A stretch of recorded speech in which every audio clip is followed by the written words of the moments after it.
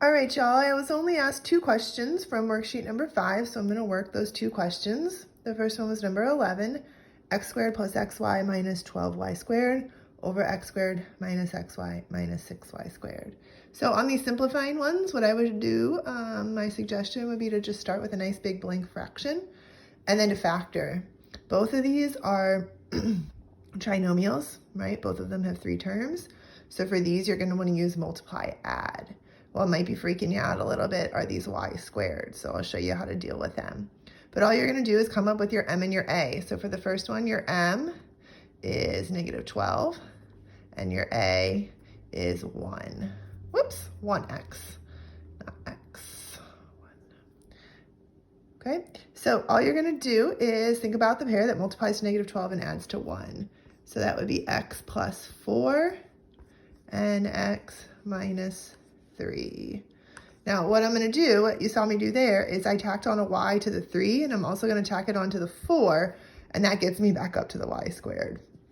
Down here, right, what multiplies to negative 6 and adds to negative 1, that's going to be x minus 3y and x plus 2y.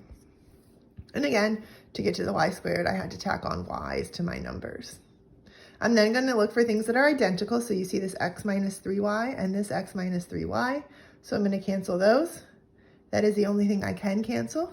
So then my final answer would be x plus 4y over x plus 2y.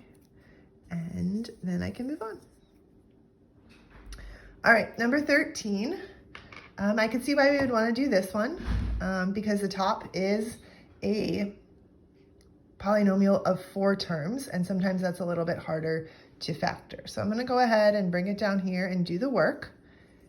Whenever we factor 4 terms, we either use 2 and 2 grouping or we use 3 and 1 grouping. This right here is going to be 2 and 2 grouping. So the first 2 terms have a GCF of 2. The last 2 terms have a GCF of a. So when I take out that 2, I'm left with 4 plus x. When I take out that a, I'm left with x plus 4. If you do 2 and 2 grouping correctly, the 2 things inside the parentheses should be the same. Before we left for break, I did say that the order of those terms doesn't matter. What matters is that they have the same sign. So 4 plus x and x plus 4 are the same.